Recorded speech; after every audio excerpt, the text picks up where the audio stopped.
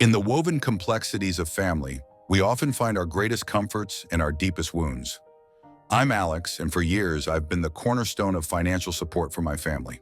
To them, I am known as the family ATM, a nickname I discovered not through a heartfelt joke shared at a family dinner, but through a screen lit up with mockery in a group chat not meant for my eyes. As I walked through the door of what I believed was a home built on mutual respect and love, I was blissfully unaware that the foundations were laced with silent snickers and ungrateful whispers. Tonight, as the city's lights blur into the distance and I sit quietly in my living room, I reflect on the facade that has been my reality. How could the bonds I valued so deeply be tainted with such disregard? This is my story, a journey through betrayal to a revelation that challenges everything I once knew about love, loyalty, and family. It was a Thursday evening, much like any other, except this one would change everything. I was tidying up some emails after dinner when my younger brother, Jake, mistakenly left his phone on the kitchen counter. A beep echoed from his device, a notification lighting up the screen with a preview that caught my eye. LOL, Alex thinks we actually care. Curiosity got the better of me, a rare breach of privacy I justified by the sting of those words. What I found was a revelation I was unprepared for. As I scrolled through the group chat, a pit formed in my stomach. Messages from my parents, my brother, even cousins, joking about my generosity, calling me their cash cow, planning lavish expenditures with the money I provided. Each message twisted the knife a little deeper, the words cutting through the facade of familial love I had so blindly believed in. The room seemed to close in around me as I read. Laughter at my expense. Plans made on the foundation of my so-called gullibility. It was all there, black on white. I had been financing not just their needs but their deceit. In that moment, the family I loved transformed before my eyes from cherished kin to conniving strangers. As I sat there, the glow of the phone screen casting shadows across my dimly lit kitchen, a cascade of emotions overwhelmed me. Disbelief, sorrow, anger. It was as if a storm had broken out within me, each revelation a clap of thunder shaking my world. I had always prided myself on being the pillar of my family, the one who could be relied upon in times of need, but now that pride was tainted, marred by the realization that my role had been reduced to merely a financial one in their eyes. I spent the rest of the night wide awake, each tick of the clock echoing in the silence of the house, like a reminder of the time I had wasted investing in relationships built on deception. My mind raced with memories of all the times they had praised me, wondering now if there was sincerity in any of their words, or if it had all been a charade to ensure the flow of money continued uninterrupted. By morning, my sadness had crystallized into resolve. I knew I couldn't confront them outright, not yet. I needed them to reveal the full extent of their duplicity without the facade they had so skillfully maintained. So I devised a plan. I decided to pretend ignorance for a while, to act as if nothing had changed, watching them closely to understand just how deep this betrayal ran. Over the next few weeks, I observed their behavior, noting every request for money, every seemingly affectionate gesture, and every conversation that felt just a bit too calculated. The more I watched, the clearer the picture became. They were not the family I thought I knew. They were actors in a play where I was the unwitting patron. My decision finally took shape during a family dinner, where laughter and lighthearted chatter masked the undercurrents of exploitation. I announced casually that I was considering some significant changes to my financial management, hinting at investments and savings plans that would limit my liquidity. The immediate shift in the atmosphere was palpable. The smiles faltered, eyes darted, and an uncomfortable silence followed. It was the first visible crack in their facade, and it told me everything I needed to know about their true motivations. The weeks that followed were a chess game played in the shadows of normalcy. Each move I made was calculated, designed to peel back the layers of deceit without alerting my family to the shift beneath their feet. My heart had hardened with the resolve to expose their true natures, but I would do so on my terms, in a manner that left no room for denial or escape. First, I tightened the financial reins subtly. Requests for money were met with questions about necessity and discussions on budgeting, rather than the immediate acquiescence they were used to. I saw the frustration hidden behind forced smiles and the impatience in their voices when they realized the open wallet they had taken for granted was closing. Next, I started to drop hints about potential financial trouble that might be on the horizon, concocting a story about investments gone wrong and potential layoffs at work. It was fascinating, albeit disheartening, to watch their concern, so vocal when it pertained to their comforts, wane when faced with the prospect of my financial decline. As the act continued, I enhanced my surveillance, installing a discreet, state-of-the-art security system under the guise of home improvement. The cameras and audio recording devices weren't just for security, they were my eyes and ears, ensuring that no whisper or scheming plan went unnoticed. This setup paid dividends sooner than expected. One evening, as I reviewed the footage, I caught a particularly revealing conversation between my brother and my parents. They were discussing their disappointment over the new financial hiccups I was experiencing and brainstorming ways to ensure the money flow resumed swiftly. Their words, dripping with selfish concern, were the final pieces of the puzzle I needed. I now had irrefutable evidence of their manipulation and greed. With everything in place, I prepared for the final act of this familial drama. The confrontation was imminent, and I planned it meticulously. It would occur at our annual family gathering, where, surrounded by extended family who were oblivious to the undercurrents, the facade would crumble publicly. The day of our annual family gathering dawned, shrouded in the usual festive spirit, but underpinned by the weight of unspoken truths. As relatives filled our home with warmth and laughter, I carried a quiet resolve, knowing the facade of perfect familial bonds was about to be challenged. Throughout the evening, I engaged with family and friends, my demeanor calm yet detached, as I prepared for the moment that would redefine our relationships. As the laughter dimmed and the last dishes were cleared, I found my opening. Standing to address the room, I captured their attention with a gentle clink of my glass. This evening, I hope to celebrate the bonds we cherish as a family. Yet there's a truth I must share that has weighed heavily on me, I started, my words hanging in the air, thick with anticipation. With a few touches on my phone, the content of the group chat was projected silently behind me. No words needed, just the stark reality of jokes and plans made at my expense displayed for all to see. The room fell into an uneasy silence, the impact of the revealed messages rippling through the assembled crowd. As you can see, my role in our family has been misconstrued, not as a member to be loved, but as a resource to be utilized, I continued, the hurt clear in my voice, yet tempered by the resolve to face this betrayal head-on. The immediate reactions were a mix of discomfort and shock. Some relatives looked away, others whispered among themselves, but it was the stammering attempts at explanation from my parents and brother that marked the true disruption of the night. Their words, feeble and evasive, couldn't contend with the clarity of their written mockery. I have always believed in supporting one another unconditionally, I declared, my statement firm. But true support is a two-way street, grounded in respect and sincerity, not exploitation. The confrontation served as a pivotal moment of clarity. It wasn't just about revealing the deceit, it was about reclaiming my dignity and setting new terms for my contributions to family matters. The evening concluded not with the usual warm goodbyes, but with a sobering reflection on the nature of our connections. As the house quieted down and the last guest departed, the full weight of the evening's revelations began to settle. The path forward was uncertain, but the necessity for change was undeniable. The evening after the big reveal was a quiet one. No one was in the mood for small talk or pleasantries as the family gathering broke up. I watched as everyone left, their faces a mix of shock, shame, and a bit of defiance. The air was heavy, charged with unsaid things and unresolved feelings.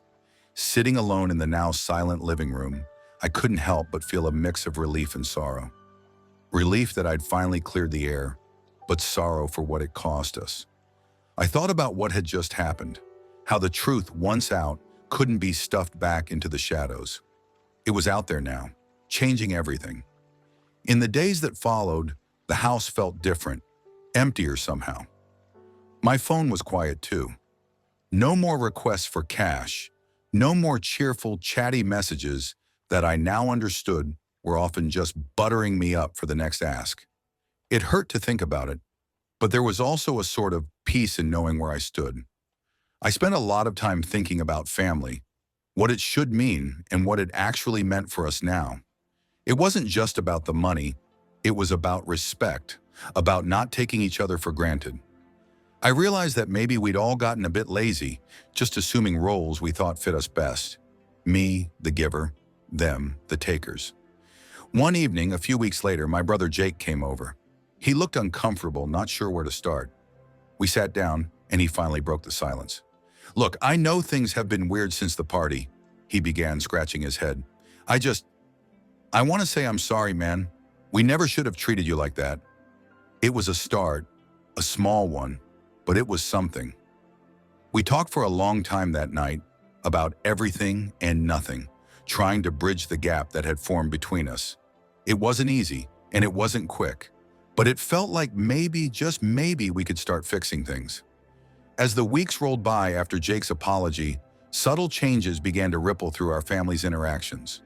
It felt like the stark truths revealed at the gathering had sparked a shift in how we related to each other, breaking old patterns and setting the stage for something new. My parents, often the last to acknowledge faults, gradually started reaching out in their own ways.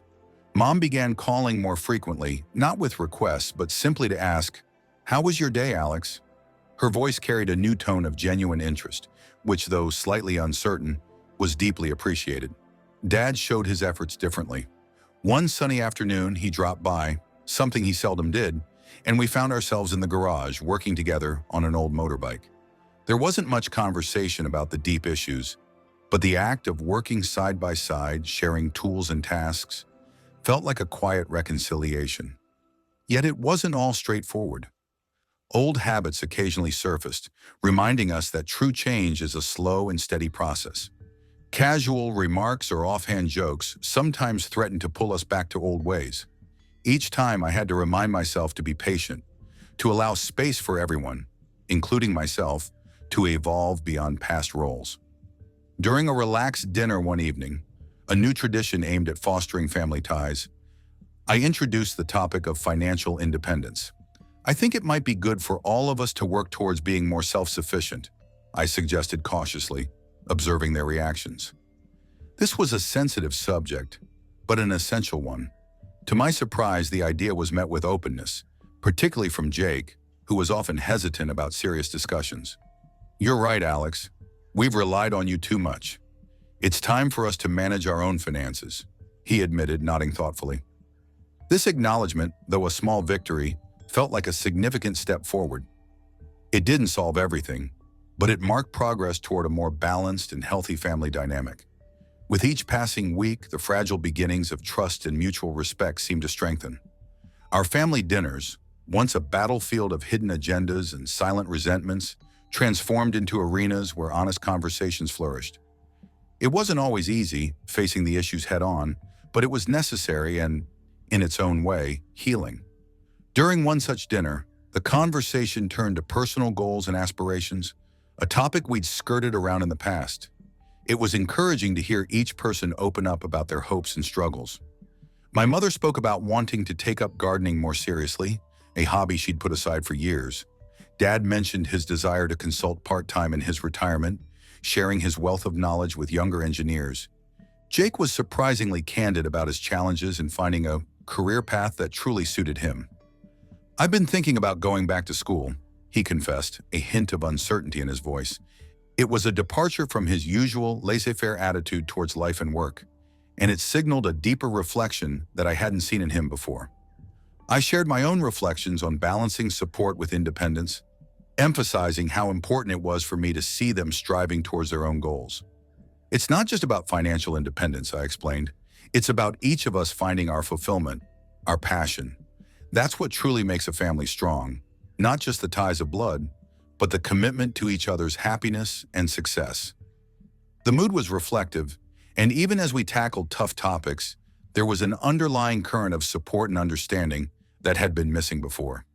We were learning, perhaps a bit late, that the strength of our family lay not in dependency, but in the support we offered one another to grow individually. As the weeks turned into months, this new approach was tested. Financial discussions, Once a source of tension and one-sided dependency, became more about advice and less about assistance. We discussed budgets, investments, and even financial blunders openly, learning from each other's experiences. However, with new dynamics came new challenges. Not every attempt at change was successful, and there were setbacks. Misunderstandings still happened, and old insecurities sometimes flared up, threatening to undo the progress we had made.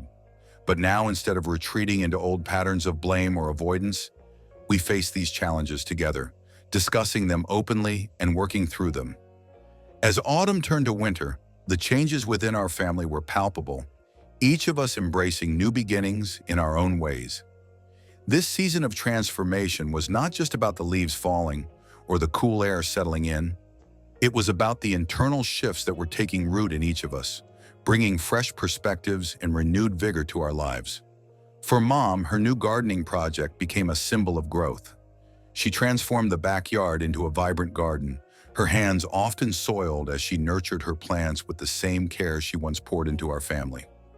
Watching her talk about her new passion during our dinners added a layer of depth to our conversations that went beyond mere updates. It was about sharing her journey of rediscovery, a path that inspired us all. Dad's consulting work began to take shape, and he started to hold workshops for young professionals. His excitement was contagious, his stories filled with anecdotes of challenges and triumphs. It reminded us all of the importance of continuing to learn and contribute, regardless of age. Jake, on his part, took the plunge and enrolled in a culinary arts program, chasing a passion for cooking that he had suppressed for years. His decision brought a new flavor to our gatherings, literally and figuratively, as he often treated us to dishes he learned to prepare. His growth was more than just culinary. It was a testament to his newfound commitment to carve his own path. As for me, I found a balance that had eluded me for years. No longer the sole financial crutch, I redirected my energies into my own interests and professional development. I started a small tech startup, a venture that was both terrifying and exhilarating. The support of my family, now genuine and unburdened by financial expectations, gave me the courage to take risks I'd previously shied away from. Our family meetings, once fraught with unspoken tensions, became sessions of mutual encouragement and planning for the future. We celebrated each other's successes and supported each other through challenges, truly acting as a family unit. However, this newfound equilibrium was not without its trials. The road to real change is seldom smooth. We encountered bumps along the way, moments where old fears and doubts resurfaced, challenging our resolve. But these were met with open hearts and a willingness to understand and adapt, qualities we had all struggled to cultivate. As the year drew to a close, we decided to host a New Year's Eve party, a celebration not just of the year's end, but of the new bonds we had forged. The house was filled with laughter, the warmth of shared stories, and the aroma of Jake's delicious cooking. It was a fitting end to a year of profound change and a beautiful beginning to whatever lay ahead. As the clock neared midnight at our New Year's Eve celebration, I looked around the room, filled with the faces of my family, each person glowing with the kind of joy that comes from genuine connections. It was a stark contrast to the strained smiles of past gatherings. The air was alive with the buzz of conversation, punctuated by laughter and the clinking of glasses. It was a moment of pure contentment, a snapshot of how far we'd come. Reflecting on the past year, I realized that our journey wasn't just about overcoming betrayal or adjusting financial roles. It was about rediscovering each other as individuals, as people with dreams, flaws, and virtues, not just roles to play in a family drama. We had peeled back the layers of obligation and expectation to reveal the raw, beautiful essence of what it means to truly be a family. This year has taught us a lot, I said, raising my glass as midnight approached, about resilience, about forgiveness, and most importantly, about the power of change. We've seen that it's possible to turn pain into growth and conflict into strength. The room fell silent, everyone's attention on me. Let's not forget the lessons we've learned, I continued. Let's carry them into the new year and beyond, nurturing this new bond we've built. Our journey hasn't been easy, but it's been profoundly important. As we stand on the threshold of a new beginning, let's promise to keep this honesty, this support, and this love alive. As the clock struck midnight and cheers filled the room, we embraced, not just to celebrate the new year, but to affirm our commitment to each other. It was a pledge to continue growing, both individually and together, to support each other's dreams and to face challenges as a unit. Looking forward, I felt a sense of optimism. The road ahead would undoubtedly present its challenges, but with our renewed bonds and open hearts, I was confident that we could handle whatever came our way. We had transformed our relationships, and in doing so, we had transformed ourselves. As the party wound down and guests began to leave, the house quieted, but the sense of hope and renewal lingered. In the quiet of the early morning, I realized that while the past year had been one of the most challenging of my life, it had also been the most rewarding. We had turned a crisis into an opportunity to build something stronger, something real.